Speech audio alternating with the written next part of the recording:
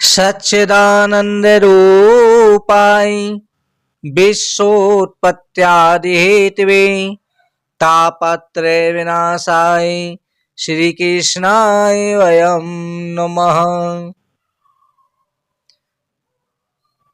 जो सच्चिदानंद स्वरूप हैं, जिन परमात्मा की इच्छा मात्र से संसार की उत्पत्ति होती है, जो परमात्मा त्रिगुणातीत हैं, जो अपनी विचार मात्र से एको हम बहुश्यामा सृष्टि की रचना करते हैं, उन परमात्मा के चरणों में नमस्कार करते हैं।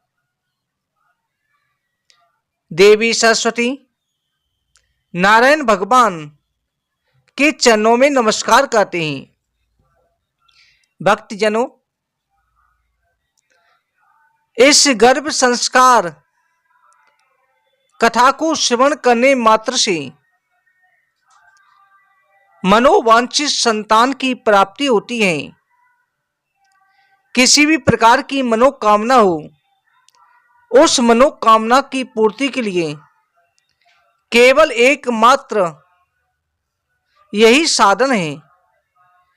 एक बार सुनने मात्र से मनोकामना निश्चित रूप से पूरी होती है। संतान के अंदर भगवान की कृपा दृष्टि प्राप्त होती है। जैसे प्रहलाद जी ने गर्भ के अंदर ही नारद जी के द्वारा संस्कार प्राप्त कर लिया था, और प्रहलाद जी राक्षस कुल में होते हुए भी महान भगवत भक्त हुए। अगर गर्भवती स्त्री या गर्भधारण से पहले भी एक बार इस कथा को सुन ले और एक बार गर्भधारण के बाद इस कथा को श्रवण कराए, तो आपकी संतान के अंदर संपूर्ण लक्षण परमात्मा के व्याप्त हो जाते हैं। परमात्मा ने मानव को ऐसी शक्ति दी है, मानव अपनी शक्ति और बुद्धि का सदुपयोग कर सकता है। वह इस शक्ति और बुद्धि का उपयोग भगवान के लिए करता है, तब मृत्यु से पहले ही उसी परमात्मा के दर्शन होते हैं। परंतु मनुष्य अपनी बुद्धि का उपयोग धन प्राप्ति के लिए करता है, शक्ति का उपयोग भोग करने के लिए करता है। ऐसे अंत काल में बहुत पछताता है। शक्ति और बुद्धि परमात्मा के लिए है। दुर्लभ मनुष्य शरीर का पा करके परमात्मा के दर्शन के लिए जो व्यक्ति प्रयत्न नहीं करता है, वह स्वयं अपनी ही हिंसा कर रहा है। ऐसी व्यक्ति को क्या कहा जाता है? आत्मघाती कहा जाता है, जिसने मनुष्य जीवन लिया। भगवान स्वयं कहते हैं, मैंने मानुष जन्म तुझको हीरा दिया, तू वृथा गवाए तो मैं क्या करूं।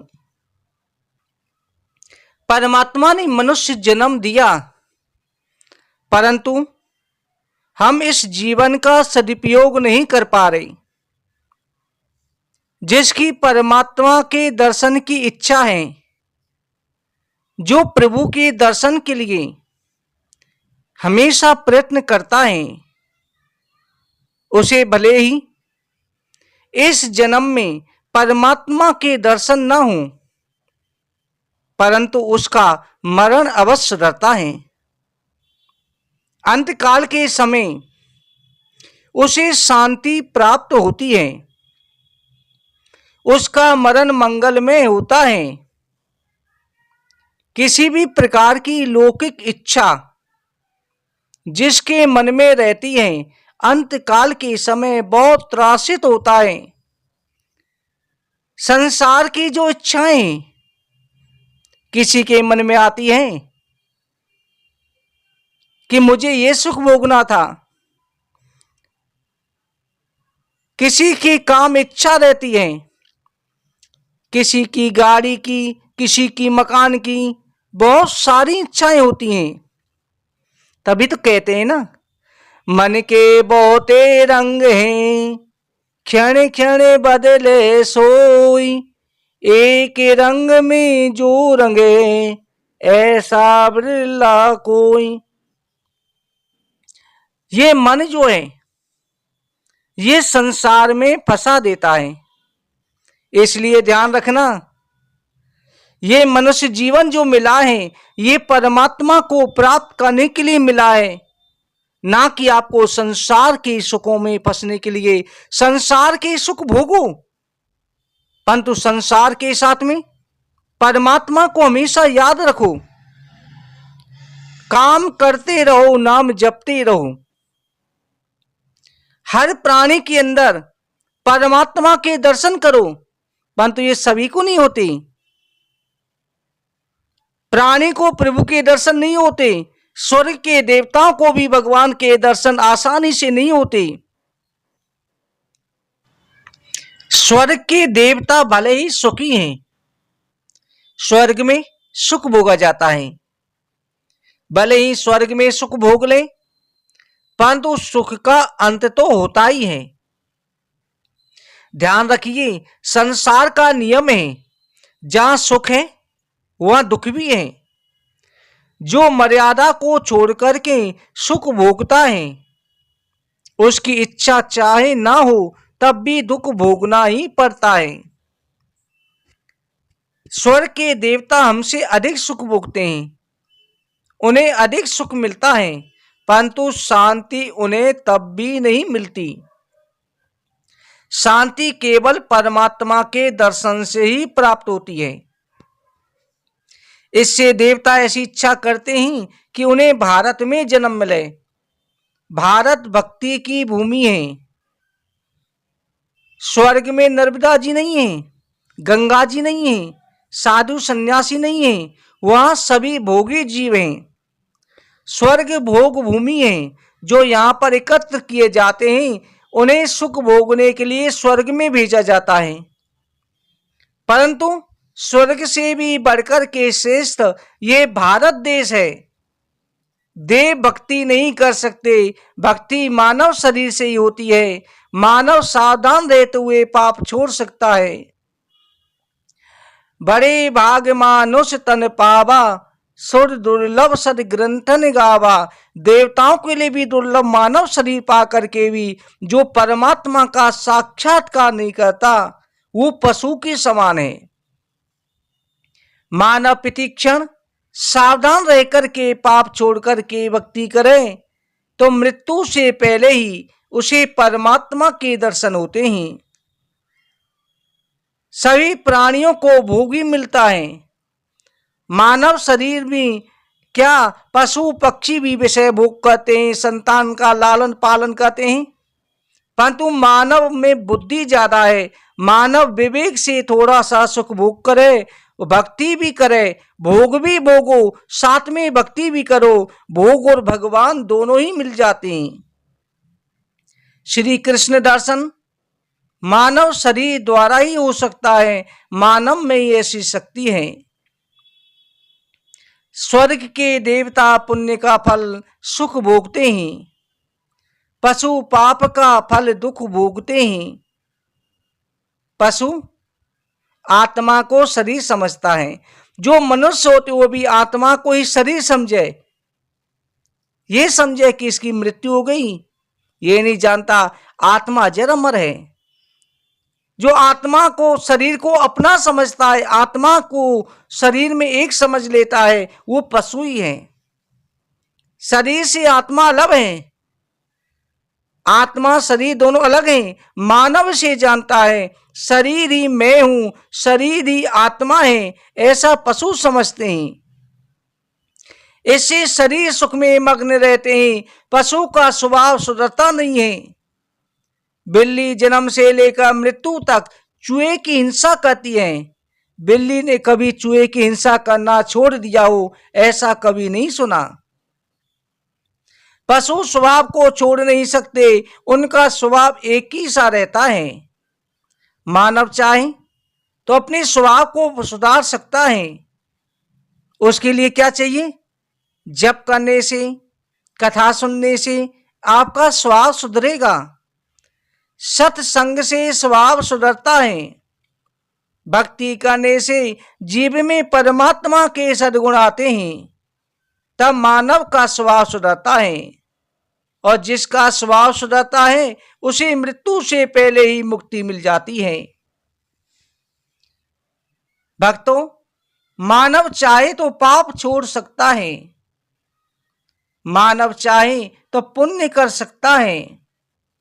पशु पक्षी पाप नहीं कर सकते, पुण्य नहीं कर सकते, कि उन्हें तो ज्ञान ही नहीं है कि पाप क्या है और पुण्य क्या है।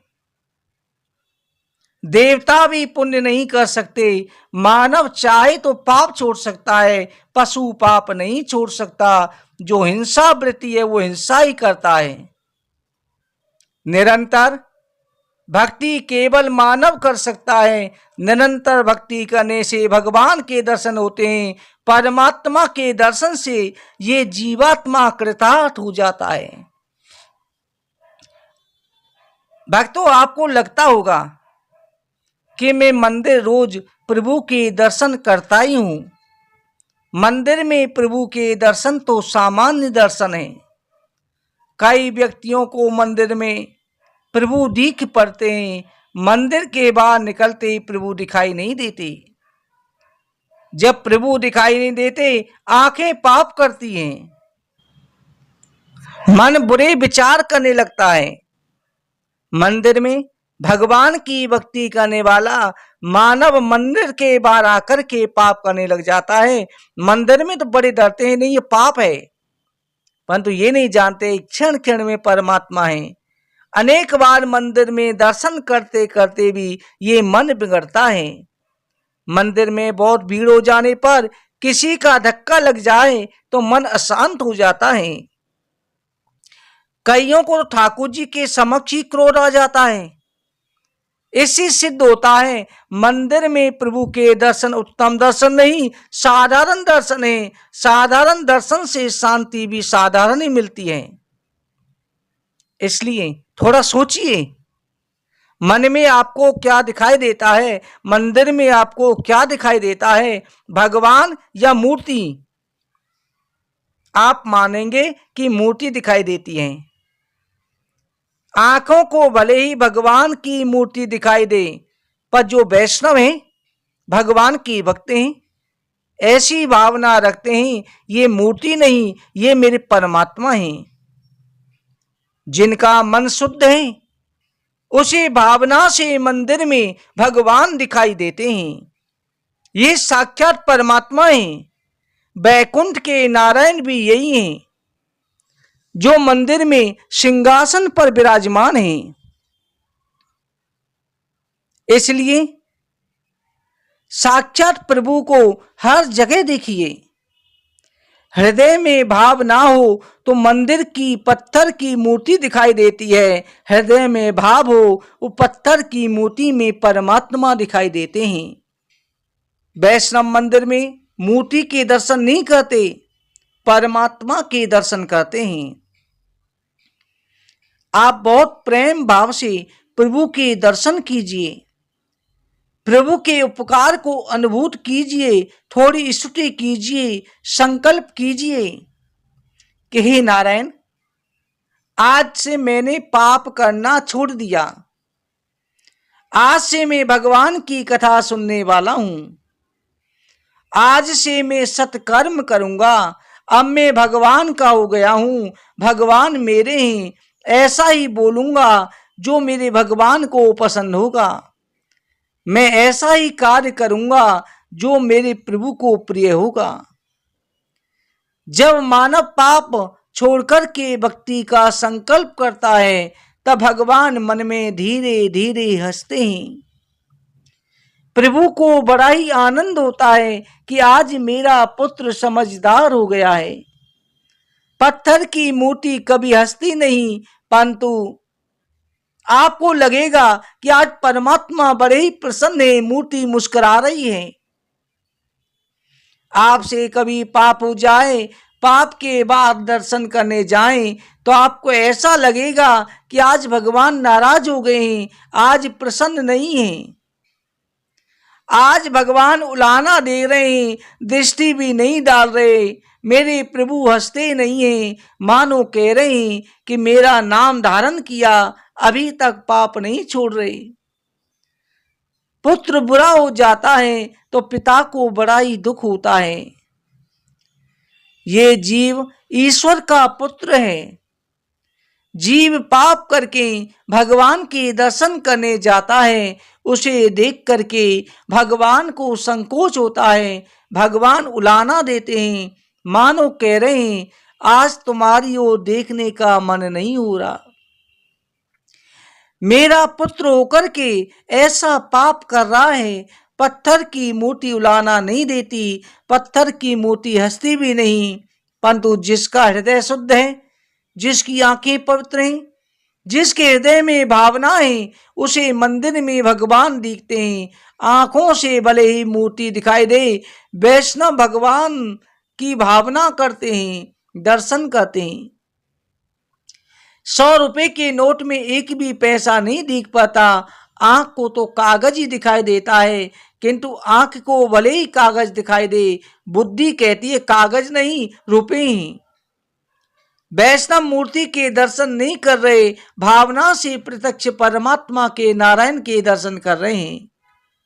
बाजार में जब तक भले ही पत्थर की मूर्ति रही, मंदिर में विराजने पर साक्षात परमात्मा का स्वरूप हो जाता है।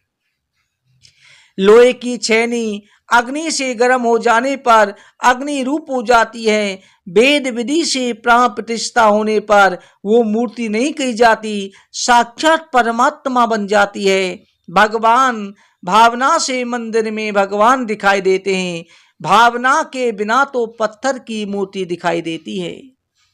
भक्तों, आज की पहले अध्याय की कथा कहीं पर विश्राम करते हैं। बोलो वृंदावन बिहारी लाल की जय।